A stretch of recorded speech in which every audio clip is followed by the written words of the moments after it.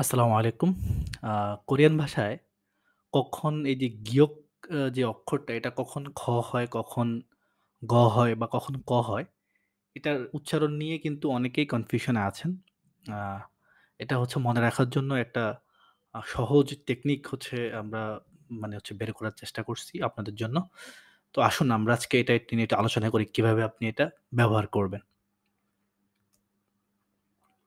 গিয়ক যদি শব্দের ১ম এ বসে তাহলে এর উচ্চারণ হবে হচ্ছে খয়ের মতো করে, বাংলা খয়ের মতো। যদি আমরা কিছু উদাহরণ দেখি, সেক্ষেত্রে নিচে ২ টা শব্দ দেওয়া আছে। একটা হচ্ছে খামজা, এর অর্থ হচ্ছে আলু, খামজা, আলু। ২য় টা হচ্ছে খাসু, গায়ক, খাসু, গায়ক। এবার এই গিয়কটা যদি শব্দের ১ম অক্ষরের পরে বসে, অর্থাৎ ১ম এ বসলে তো খ হবে আমরা সেটা বুঝে গেছি। তাহলে ১ম এর যদি পরে বসে, ২য় বা শেষে বা এর পরে, তাহলে এর উচ্চারণ হবে অনেকটা গয়ের মতো করে, বাংলা গয়ের মতো করে, হ্যাঁ? উদাহরণ হচ্ছে এই যে খাগু, খাগু আসবাবপত্র। দেখেন এখানে ১ম এ কিন্তু খা হইছে, পরে কিন্তু গ হইছে। খা শব্দের ১ম এ, শব্দের ২য় তে হচ্ছে আপনার গিয়ক বা গু, খাগু। এর অর্থ হচ্ছে আসবাবপত্র বা ফার্নিচার। 2nd টা হচ্ছে খগি, খগি। সেইম ১ম এ খ হইছে, পরে গ হইছে। খগি অর্থ হচ্ছে মাংস। ৩ নাম্বারটা হচ্ছে সাগো।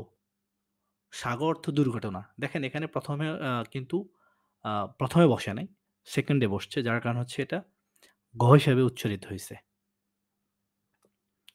এবার এই গিয়কটা যদি শব্দের নিচে বসে বা বাচ্ছিমে বসে, তাহলে এর উচ্চারণ হবে হচ্ছে অনেকটা ক এর মতো করে।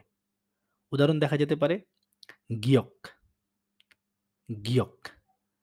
এখানে ১ম এ গ এর মতো হইছে আর নিচে বাচ্ছিমে হইছে জন্য এখানে ক এর মতো হইছে গিয়ক। গিয়ক অর্থ হচ্ছে মেমোরি বা স্মৃতি। ২ নাম্বারটা হচ্ছে থাক। এখানে রিয়লের উচ্চারণ হয় নাই। এখানে আপনার গিয়কের উচ্চারণ হইছে। যার কারণে এই নিচে বসার কারণে এটা ক এর মতো করে উচ্চারিত হইছে। থাক। থাক অর্থ হচ্ছে মুরগি। এরপরে হচ্ছে গিয়ক। গিয়ক এটার নামে গিয়ক। নিচে বসছে আ গিয়কের উচ্চারণ বাংলা অর্থ হচ্ছে স্মৃতি। নিচে বসছে তাই এটা উচ্চারণ অনেকটা ক এর মতো হইছে। ১ম এ বসছে তা গ এর মতো হইছে। গিয়ক। আশা করি আপনারা এটা বুঝতে পারছেন। এখন আমরা দেখব কিভাবে হচ্ছে আপনি এটা মনে রাখবেন এই টেকনিকটা।